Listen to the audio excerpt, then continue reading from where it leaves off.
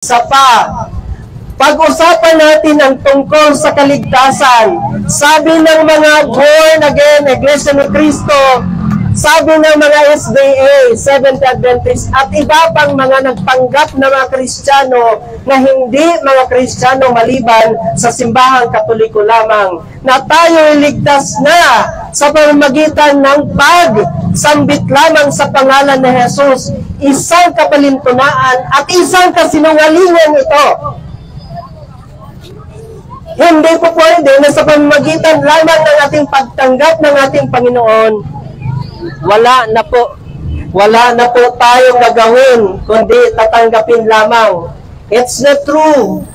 To receive, to accept salvation is always to believe in God, and we also have to do what God commanded us to do. Gagawin natin ang kautusan ng Panginoon. Anong sabi niya sa Juan 12:14? Ang sino mang nananampalataya sa akin ay gumagawa ng mga bagay higit pa sa aking ginagawa. At sa Pilipos 2:12, at ang nakasa doon, kayo'y magsipaggawa tungo sa inyong kaligtasan. Isang kasinungalingan ang pagsambit ng mga born again na hindi nagagawa ng mabuti. Dahil sa pamamagitan ng ating gawa, ang ating panampalataya ay nagiging sakdal. Santiago 2:22, Santiago 2:26, ang pananampalatayang walang gawa ay isang patay.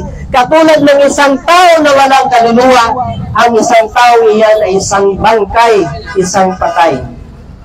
So ito po ang katotohanan para sa atin, mga kapatid, na habang tayo namumuhay, tayo'y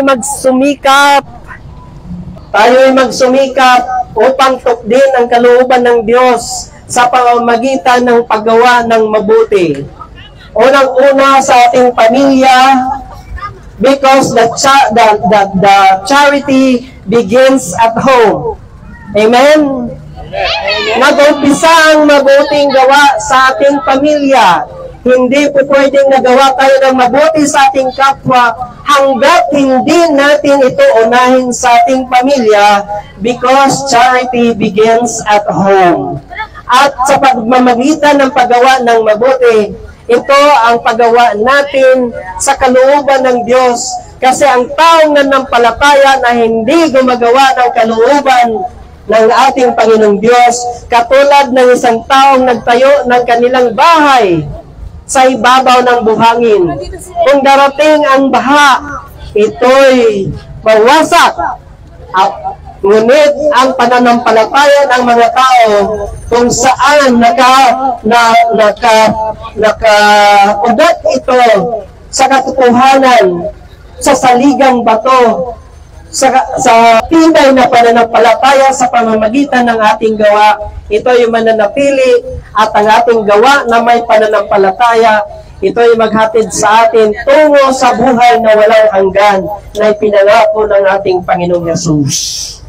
Kaya mga kapatid, ipagpatuloy natin ang panawagan ng ating Panginoon. Gagawa tayo ng kabutihan para sa ating kapwa, dahil ito'y ating pagpapahayag ng pagmamahal sa Diyos. Paano natin masasabi na tayo mahal natin ang Diyos, kundi ipakita sa pamamagitan ng paggawa ng mabuti para sa ating kapwa.